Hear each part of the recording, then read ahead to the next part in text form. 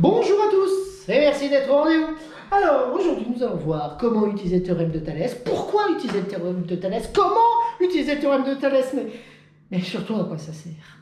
Donc, à quoi sert le théorème de Thalès? C'est un peu comme le théorème de Pythagore. Le théorème direct de Thalès sert à faire quoi? Il sert à calculer une longueur. À quoi sert le théorème de Thalès? Il sert à calculer une longueur dans des conditions particulières. Le théorème de Pythagore, on a vu qu'il fallait un triangle rectangle et connaître deux longueurs pour calculer la troisième. Et bien là, le théorème de Thalès, pas besoin de triangle rectangle. Il suffit d'une configuration de Thalès et de certaines longueurs. Donc, là, est-ce qu'on peut utiliser le théorème de Thalès? En fait, je ne l'ai pas noté. On a bien deux droites sécantes. J'ai dit que ces deux droites-là étaient parallèles. Attention, il faudrait que ça soit noté sur l'énoncé. Dans ce cas-là, on peut utiliser le théorème de Thalès. Voyons comment le rédige. Rédaction à apprendre, évidemment. Comme. Et oui, comme très souvent, ça commence par comme. Alors, il faut parler des deux droites sécantes. Alors, ça sera toujours de la même façon. Comme première droite et deuxième droite sont séquentes. Elles sont séquentes en deuxième donnée. Quelle droite est parallèle à quelle droite? C'est toujours de la même façon. Allez, les droites séquentes. Et elles sont séquentes en quoi déjà? Deux droites, elles sont séquentes en E. Très bien.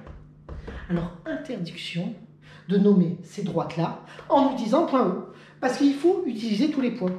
Donc, interdiction d'appeler cette droite-là DE. Comment je vais faire? Pas DEF. Non.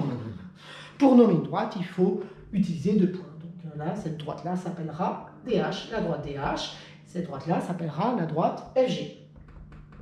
Donc DH et FG sont séquentes en E. Très bien. Quelles sont les deux droites parallèles? J'ai dit que c'était noté dans l'énoncé. DF est parallèle à GH. Tout simplement.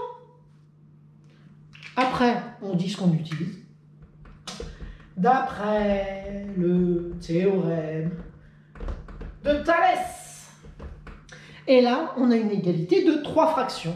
Ça n'a rien à voir avec l'égalité de Pythagore. Ici, on a une égalité de 3 fractions. Ensuite, il va falloir mettre le point de séquence là, là, là, là. Alors, c'est parce qu'en fait, il y a proportionnalité entre ce triangle-là et ce triangle-là. Donc en fait, là, en commençant par E, on pourrait commencer par n'importe quoi.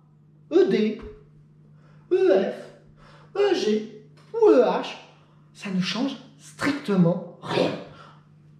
J'ai décidé de commencer par ED, parce que ça me fait plaisir. Donc, si jamais je commence par ED.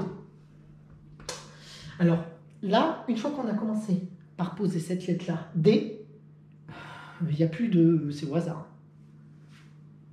ED, c'est-à-dire cette longueur-là, sur là où elle va être envoyée.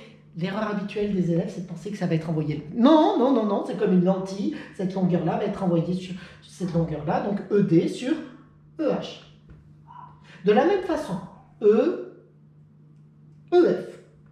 Parce qu'on a commencé sur ce triangle-là, donc on continue. EF sur EG. Et c'est égal à... Alors là, c'est simple. Soit on voit que la dernière longueur qu'on n'a pas utilisée, c'est DF et GH. Soit on peut se dire, je réutilise ces lettres-là, tout simplement. Ok, ça vous va? On continue. Après avoir mis les lettres, il suffit de remplacer bêtement par toutes les longueurs qu'on connaît. ED, c'est 2, sur EH, c'est 5. EF, c'est 3, sur EG. Je ne connais pas EG. Alors, quand je ne connais pas une longueur, on laisse les lettres. Ensuite, DF, je ne connais pas. Sur GH. Alors maintenant, c'est un problème de cinquième.